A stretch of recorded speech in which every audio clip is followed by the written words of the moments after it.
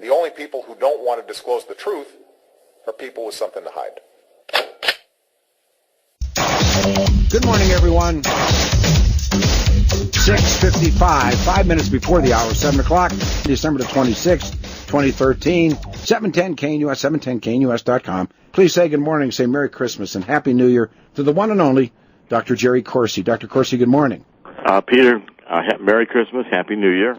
You too. To you and to your audience, by the way. It's a great time of year. I get to say this to people like you, Robert Spencer, so many others. I don't know what I would have done without you in this fight for whomever Barack Obama really is.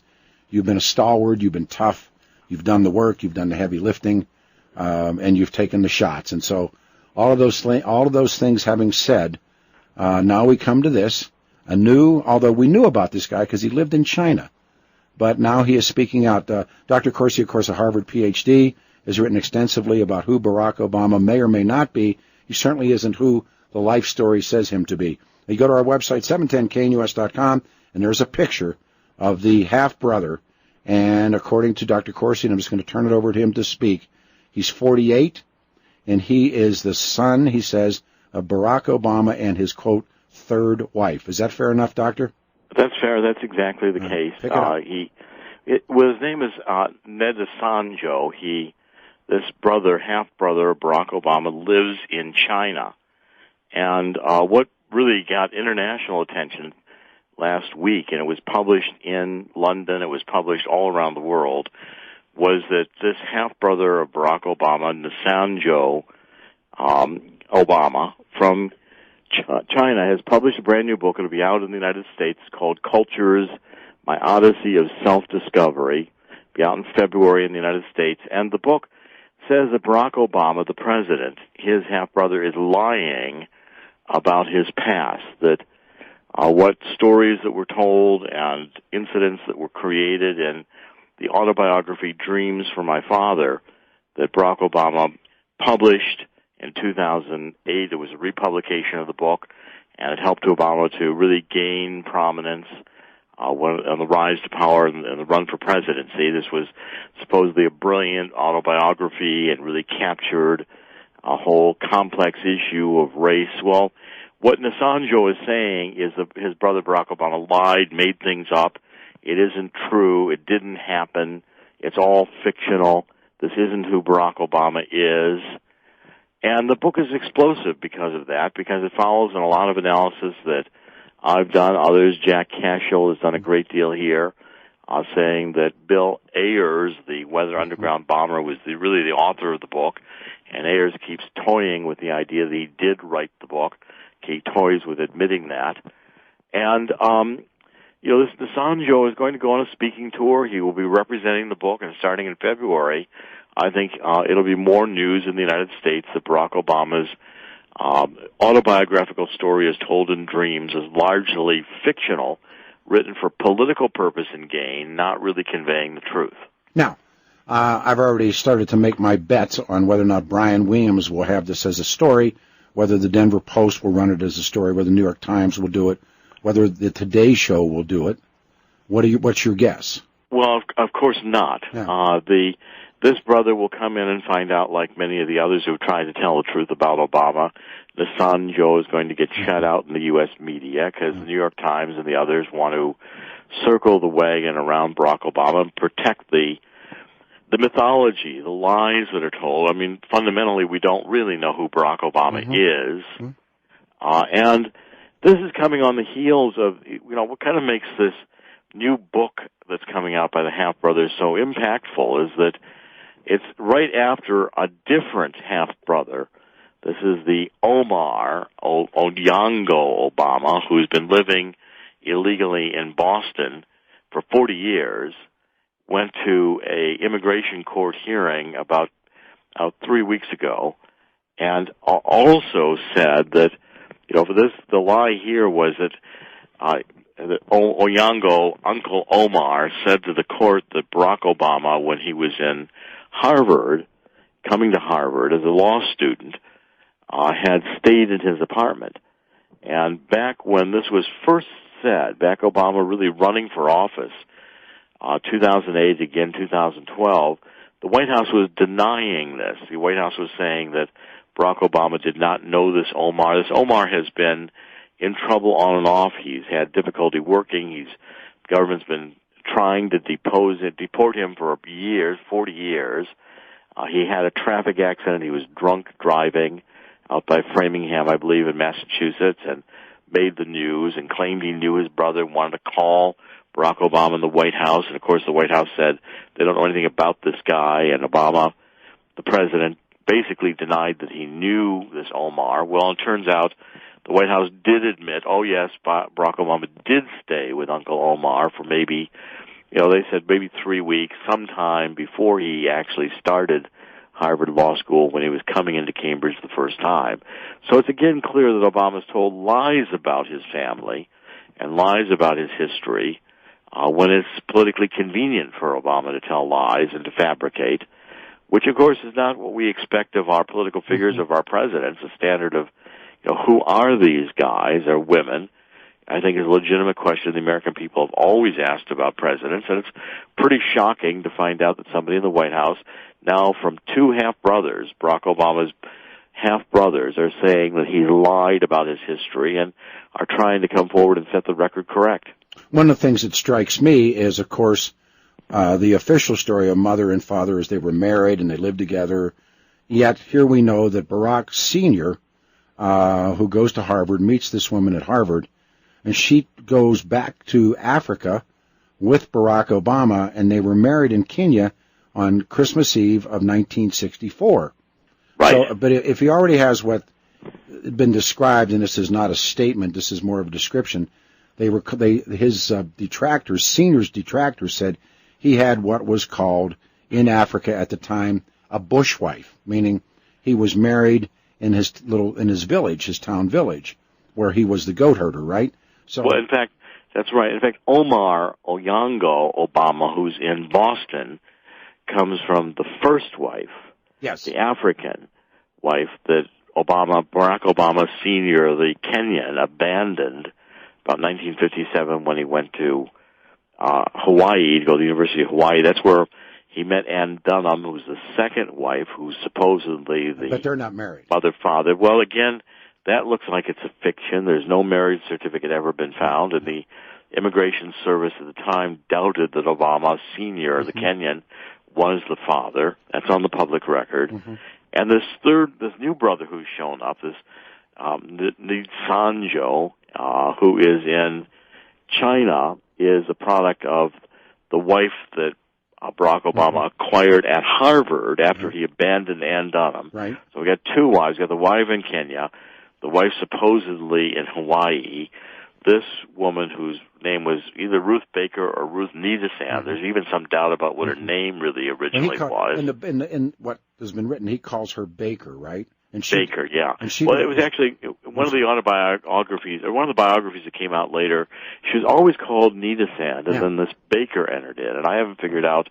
No one seems to really know why. It's one of the other mysteries about Obama's background. Anyway, this woman, Ruth, who is Jewish, a white woman in Boston, fell in love with Barack Obama Sr., the Kenyan, and followed him to Africa, where he agreed about a year later, after going back to Africa, to marry her. And this Mark in China, who's written the new book, is a product of that marriage.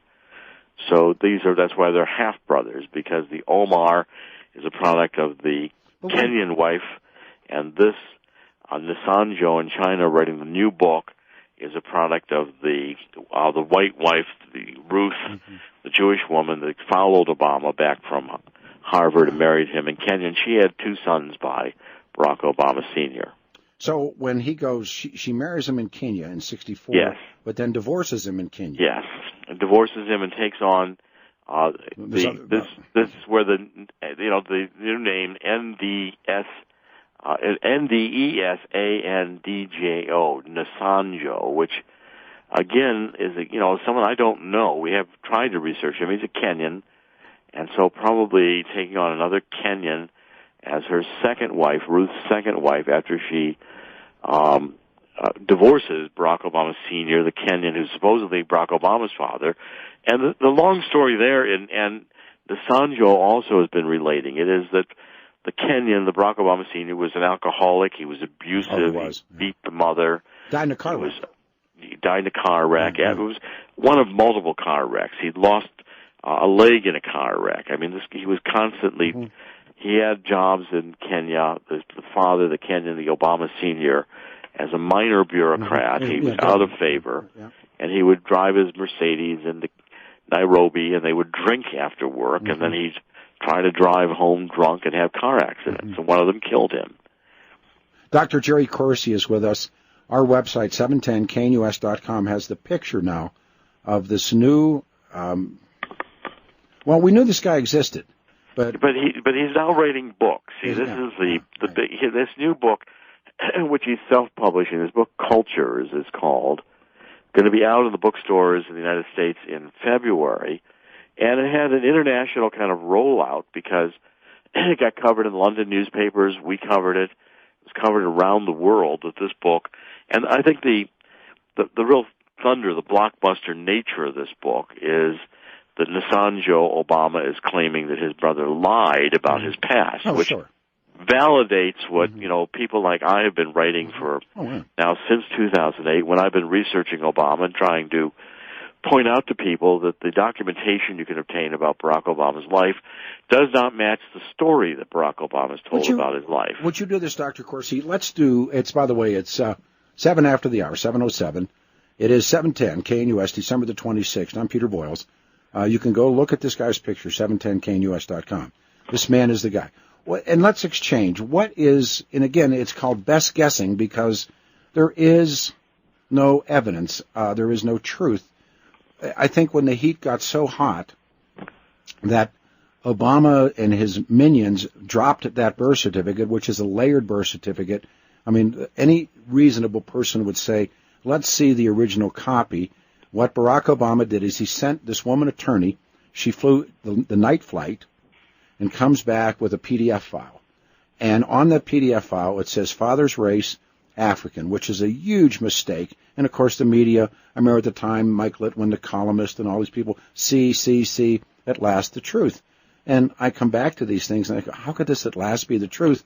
You can't find another birth certificate on that island that proclaims a father or a mother's race or a child's race as African. Africa, there's Anwar Sadat, and there is Nelson Mandela. Both of them are Africans on the continent, but they're years apart. They're so different racially. One's a Semite and one's a Negro. And so, but they claim African, which is the political correct way, as we always say, Jimmy down the hall when he invents that birth certificate. But Dr. Corsi, pick it up from there. What do you think the truth is? Well, I think, Peter, the truth is almost impossible at this point to really ascertain. I mean, the more and more I look at Obama's background, I'm convinced that there's intervention of the intelligence agency, CIA. I mean, we know that John Brennan, who's currently the head of the CIA, his intelligence agency in 2008, before Obama was president and before Brennan was head of the CIA, broke in and sanitized Barack Obama's passport records. That was even reported in the New York Times. I wrote about it extensively. So there's been CIA intervention in sanitizing and protecting Barack Obama's background. I think that's clear.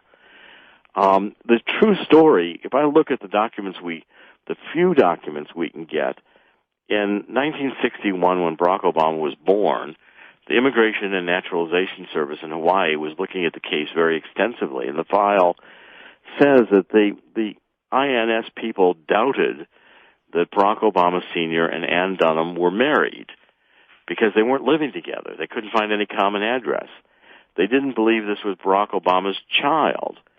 They said that if Ann Dunham and Barack Obama Sr. used that they had a child as a reason to extend Barack Obama's visa stay in the United States, the Immigration and Naturalization Service puts in the file they will contest it because they think this is a ruse that many immigrants have used over the years to marry a U.S. citizen and claim to have a child or to actually have a child. In this case, the INS didn't think it was his child.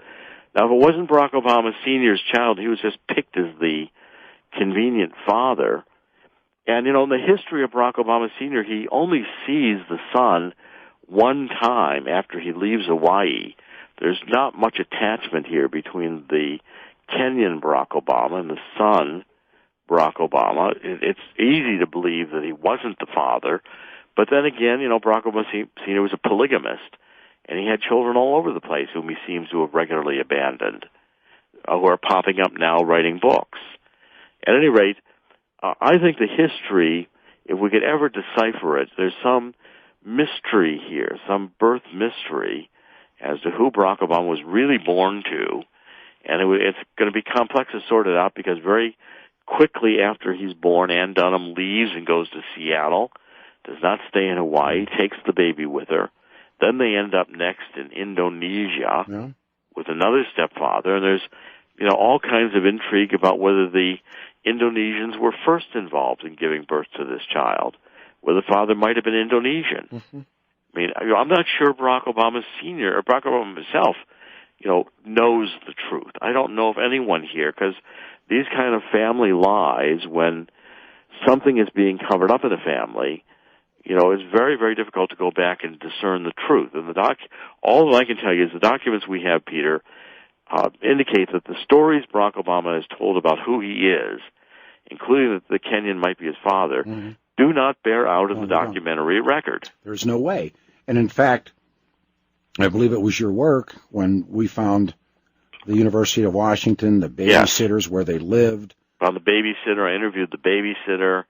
I found the address where Ann Dunham had rented an apartment to go to the university. I worked with the university. We determined these were night classes.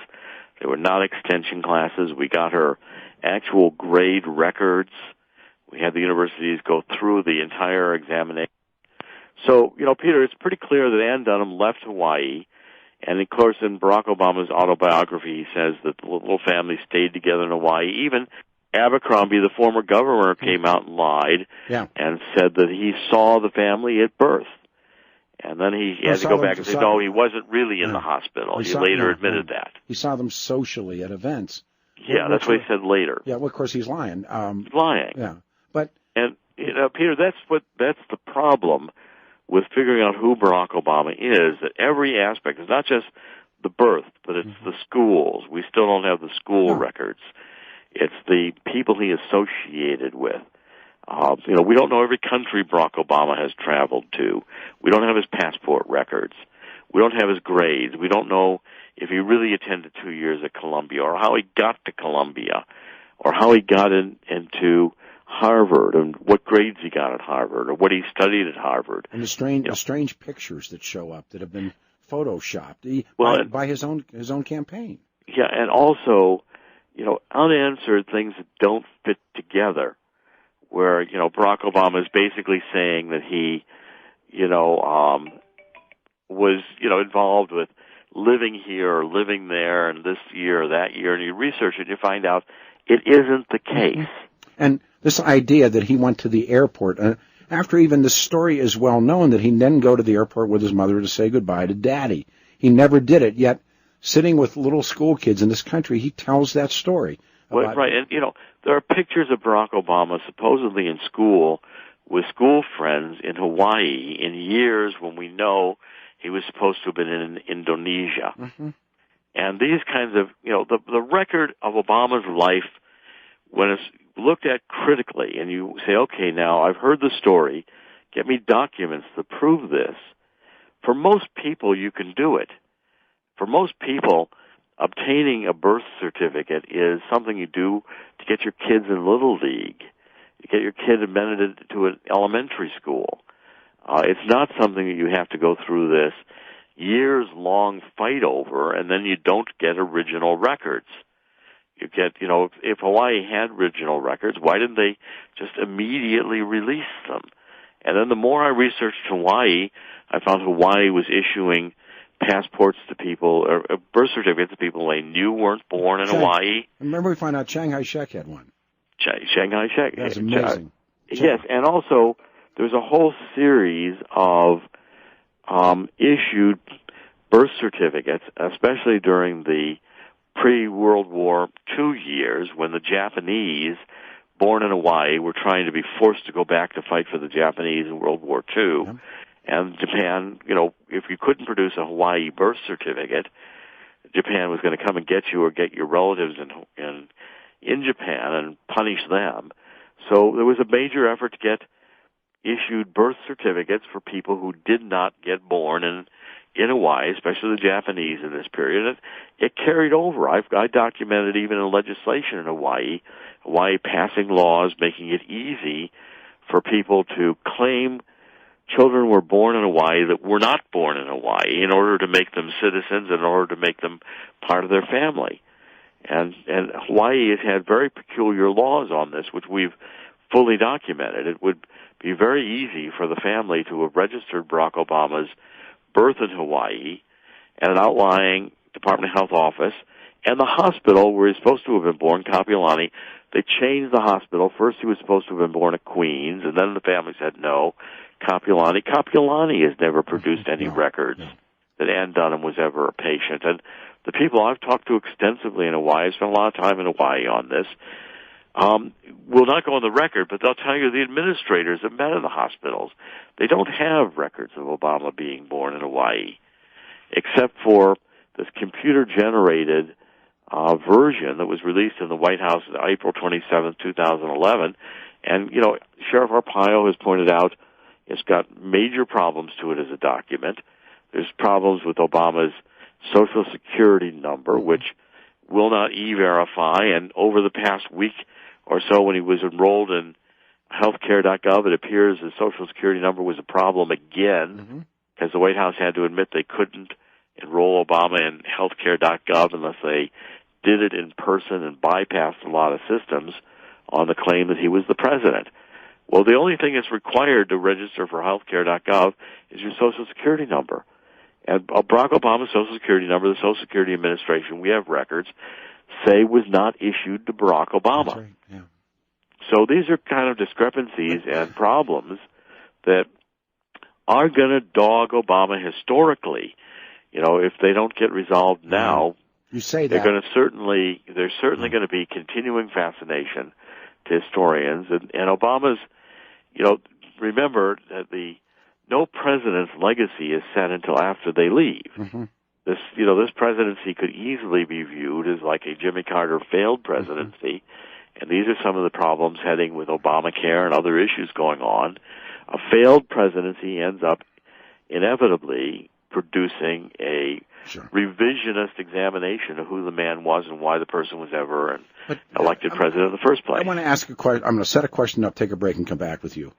Why, other than yourself and a handful of very, very brave people, nobody goes near this story? Dr. Jerry Corsi is our guest. You can see the picture of Barack Obama's latest half-brother who is disputing his book, Dreams. It's up 710. Our website has this man's picture, and it works right with Dr. Jerry Corsi, of course, the man who has been on the trail of who, in fact, is Barack Obama, with books, investigations, and travel, and yet another Obama relative has surfaced, and as Jerry says, to cause the president grief over the credibility of the story he has recounted in his autobiography, Dreams from My Father. Cascio and others obviously believe that Ayers wrote his book, and he even played down his knowledge of Ayers until that blew up in his face. He was just some guy from the neighborhood, and their kids went to school together, and that was taken apart. And Jerry's trying to construct a very iffy who or what is Barack Obama.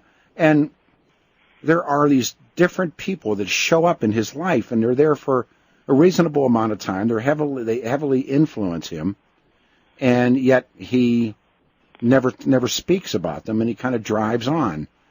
And I think if it were said and done, there's many, many people who believe he has a totally separate biological father than Barack Obama. What do you do with that?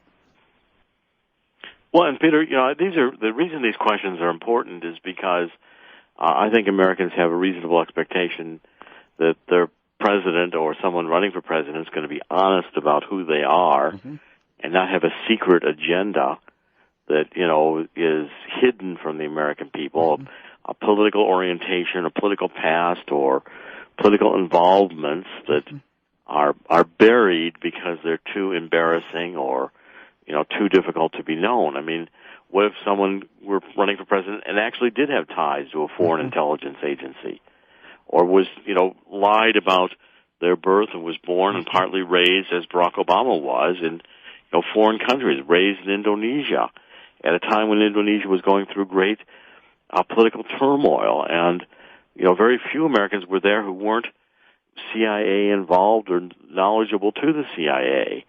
Barack Obama comes back for one of the families that is politically corrected in this, Suharto disaster in which the CIA participates in killing 500,000 people, largely communists, in Indonesia. And Obama's brought by his mother back into this environment to be raised by his stepfather. Yeah, she literally drops him off and takes off.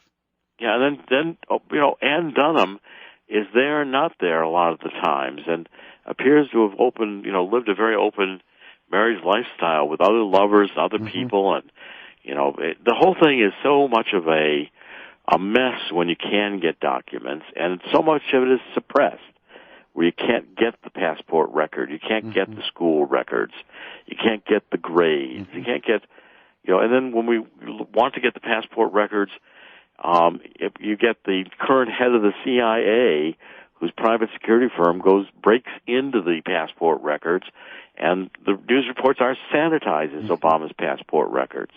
Frank Marshall Davis. Yes.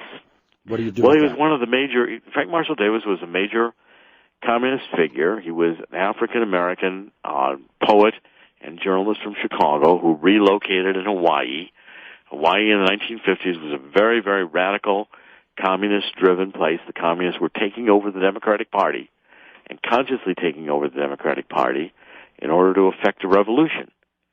And Frank Marshall Davis was writing for Honolulu papers and was in the middle of the labor problems and labor issues. Harry Belafonte was involved in it. I mean, there was, a whole series of very prominent African Americans, one way or the other, involved ultimately in this Hawaiian situation. Frank Marshall Davis, it looks like, was a mentor or a second father, or as I think Joel Gilbert in his DVD on, Barack Obama's real father identifies Frank Marshall Davis as the father. And some of the physical characteristics are remarkable. Very Take a look at the spots on Frank Marshall Davis's face, and the age spots that are beginning to appear on Barack Obama's face. The nude pictures of his mother. Nude pictures of the mother would surface. As Gilbert has done, he showed you the hardwood in that house. And then, well, in fact, I've gone to that house with Joel, and the house where Frank Marshall Davis lived, where those nude pictures appear to have been taken, and the physical setup of the house and the physical setup of those nude pictures of Ann Dunham look pretty much the same to me. To me is the same. Yeah, I mean, and there she is. And, of course, if you bring that up, well, who took the nude pictures of a young Stanley Ann Dunham? And, oh, my God, the fuses blow up in their heads. Well, see, this is the problem, is that it's become, I'm sure you're already getting inundated with emails and phone calls about there's a racist discussion. And see, if you criticize Barack Obama, the left immediately says you're a racist, and they inundate you with this intolerant. They won't answer or listen to the argument. It's a matter of, then suddenly you're overwhelmed with ad hominem attacks. They try to destroy your career. What's going on with the Duck Dynasty is the kind of thing I've experienced since I've been writing about Barack Obama, is that, the left is going to do everything they can. They're so afraid of the truth about Barack Obama, the far left, that in order to protect Obama, they castigate and vilify anybody who dares investigate or criticize who he is. Well, that's ultimately to the detriment of the country. It's ultimately to the detriment of the presidency. And I think you're finding many, many people today, especially among the young, who now after two re-election of Barack Obama, president's second time, are realizing they're not getting jobs, they're not getting an economy. A lot of things. When I wrote Abomination, I said Obama will have a much weakened economy. He will redistribute income. He's basically a socialist or a Marxist. That we're going to end up in a weakened situation internationally with a much poorer military and a loss of face in the international setting, and we would end up racially divided. Because Barack Obama's history, Frank Marshall Davis, through Saul Alinsky training, all of what Obama is is a divider, because that's the fundamental socialist strategy since Karl Marx. And then it came, and if you want to see it, just go read Saul Alinsky. I wrote a little book, Saul Alinsky, The Evil Genius Behind Obama. Rules for Radicals was his Rules book. for Radicals. And Saul Alinsky lays it all out. Sure, and they do it. They do it. Divide, rub raw the antagonisms, and that's what Obama does. I'm going to ask you a question. Sure. Can you imagine nude pictures of John McCain's mother or Sarah Palin's mother, and no one will touch them? Well, how about, see, this is where the hypocrisy of the left is so evident. Or the mainstream press. The mainstream media, which is, dying. You're seeing it again and again. The New York Times will not investigate Obama. They sent 50 people to Alaska to investigate Sarah Palin. Well, they parachuted people into Anchorage. You're about to see it again. The mainstream media is not going to cover the political trials of the Muslim Brotherhood in Egypt. And Egypt is setting out to show that the Muslim Brotherhood is a terrorist organization, and Barack Obama and Hillary Clinton and Barack Obama's brother, another brother, Malik Obama, managed money for the Muslim Brotherhood. President Obama, Malik Obama, and Hillary are named in the criminal indictments of the trials that are going to go on in January in Egypt, in Cairo, with the former president, Morsi, on trial basically for his life. And you will find the New York Times does not even convey the story or tell the American public what's happening, because they don't want the American people understanding the extent to which the current Egyptian government, which New York Times is portraying as a military junta, which is really the establishment of finally getting back to government. Muslim Brotherhood took over under Morsi. They were killing Copt Christians. They were bankrupting the country, and they were basically moving in a terrorist direction. People threw the Muslim Brotherhood out and Morsi out, and now in the criminal trials going on, you're going to find implications of the Obama administration and Hillary, which I guarantee you the mainstream media, you'll have to look at WND.com and a few other sources to find out what's going on. We'll report it out of the Egypt, the papers in Egypt and being written in Arabic. But mainstream media will sanitize it and not bring to the American people attention the extent to which Egypt has rejected the Obama administration, would like to criminally prosecute Obama, his brother, and Hillary for their involvement in promoting the Muslim Brotherhood in Egypt. There's Muslim Brotherhood members working in the administration, in the White House. Obama's recruited them. I have a friend who has an interesting line. He always says, they were sending those fighter bombers to Mohammed Morsi and the Muslim Brotherhood. Yes. And they don't trust you with a deer rifle. Well, we equipped, we armed, we put military assistance, we put billions of dollars into the Morsi government. When the Morsi government was overthrown, Barack Obama hardly said a word, cut off aid, and Egypt has now moved closer to Russia. Again, you will not find that reported in the mainstream media, and most Americans are unaware of it, except that all the rest of the world is following it intensively. Well, the media in this country is headed for the trash bin, or the dustbin, if you would, but another example, and you and I have talked about this at great length, and you really are the leader in all of this, that yet another brother who we knew existed, but now he's got a book. And my best guess is that Brian Williams is not going to make this the lead story. But again, if you compare and contrast to a Sarah Palin or a John McCain, suppose John McCain had a brother, or Sarah Palin's mother had nude pictures. Came out that Sarah Palin isn't who she says she is. Yeah. Oh, my God. Okay, now, what you're having is, by the time this new Nisanjo from China publishes his book in February, Cultures, on the Obama family story, and says again that his brother, the President Obama, has lied about his past and is not who he says he is. There's just too much of this. I agree. We have too much on the record now indicating that Obama's life history is a fiction, including Social Security number that still doesn't work that he's using. Can't e-verify it, can't get it through healthcare.gov. Social Security Administration says we did not issue that number to Barack Obama. I mean, these are the kinds of identity problems that are so fundamental. And, you see the CIA's involvement in sanitizing Barack Obama's record. I mean, there's some serious questions here in terms of, who Obama really is, what his agenda is, who put him in office, who promoted him, who's funded him. That these things are, again, are going to have to unravel historically. But Obama, Peter, I continue to remind people the story is not done yet because Obama is still in the very difficult second term, and it's not going very well. And as Obamacare crashes, and I think it's going to crash, I'm writing a series of articles today about the redistribution of income that's based in the Obamacare to subsidize the LGBT community and HIV/AIDS.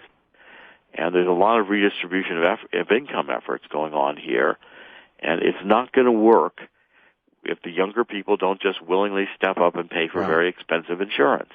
And again, I mean, we look at these things, it's almost, I remember having conversations with people that were trying to tell me that all of the money that was going to be infused into the banks was going to help. And I said, it can't. It's never worked. It's not going to work now. It's not going to work. And, when you start, I'm seeing even now Mother Jones is starting to write articles criticizing Barack Obama's economics. Well, the economics Obama's put into place don't work. And I warn people, we're in a stock market bubble. The Federal Reserve is going to continue to pump, maybe not quite as great a level. They cut back a little tiny bit, the quantitative easing, but the Fed is still buying, massive quantities, $75 billion a month of our debt issued by the Treasury. It's amazing. And this is causing a stock market bubble, like the dot-com bubble, like the housing market bubble. The stock market bubble we're currently in will burst. And when it does, it's going to be very painful. As always, Happy New Year. You made the morning happen. The picture of the half-brother is up on the website, 710 KNUS. Jerry, for all these years, thank you so much. You're a tough guy. Thank you, sir. Merry Christmas. Happy New Year. You too. Dr. Jerry Corsi. All right. The only people who don't want to disclose the truth are people with something to hide.